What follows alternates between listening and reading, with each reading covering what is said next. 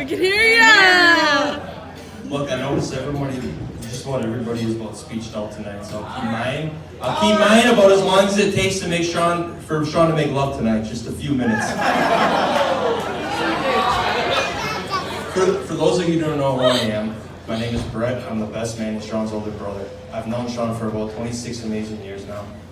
One of my earliest memories of Sean, and for those of you who don't know, we grew up in the same room together since when I was 18 years old. One of my earliest memories of Sean was putting walkie-talkies under his bed. I would start making demonic sounds and scaring the crap out of him. Like everything else, I took that too far. I've always loved you, Sean. I have more embarrassing stories, but I'll save those for the bar. So writing this, I had some difficulties, and then it just came to me one day. I asked the question, what makes a brother? To me, a brother is defined by birthrights. Brotherhood to me is a relationship you have with one another through years of shared experiences. Being the older brother, you have a standard to live up to. Sean, because I love you so much, I tried to set that standard as low as possible so you wouldn't feel any pressure growing up. Normally, the younger sibling looks up to the older one, but I never felt that way. I've always looked up to you, Sean. You always had my back no matter what the circumstances were. You were always there for me when I needed someone to talk to. And when you comfort me you would always comfort me by telling me a story about your life that made me feel better about mine. Even when I didn't want to hear it, you always told me how it is. You never fed me bullshit. I feel we pushed each other to become better at everything. We were so competitive at being the best.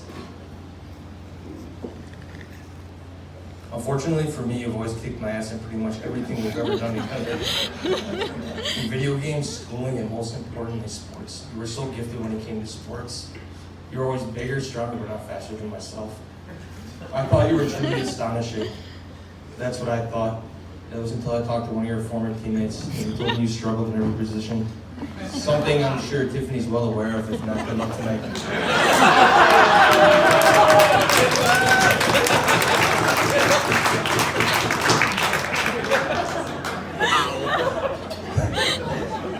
I'm so proud of the person you turned out to be.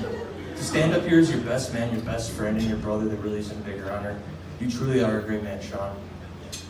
But behind every great man is a greater woman by his side. I say by Sean's side, Tiffany, because you were never behind him in anything. You were always right there by his side. I wish the statement could do you justice, Tiffany, but it doesn't. You are so much more than that. To take the world's most stubborn, hard-headed person and turn him into the man he is today. It took more than a saint. It took an angel, and that's exactly what you are.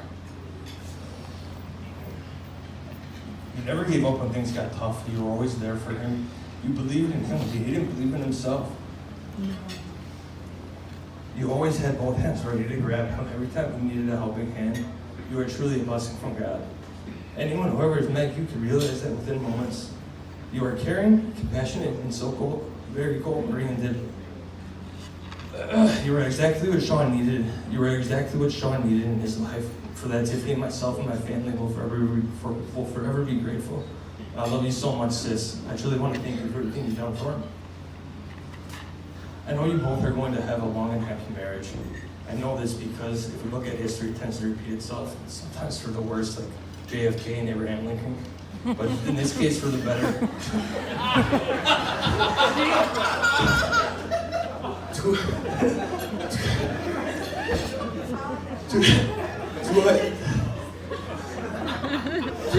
Two high school sweethearts, Tim and Debbie. Tiffany's parents met years ago and have been in love ever since.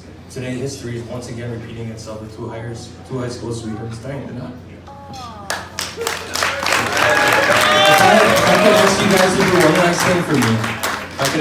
do one last thing for me. Tiffany, can you put your right hand on the table? Sean, I place your hand on top of hers. Sean, I want you to remember this moment for the rest of your life. Because this is the first time and the last time that you will ever have the upper hand in this marriage.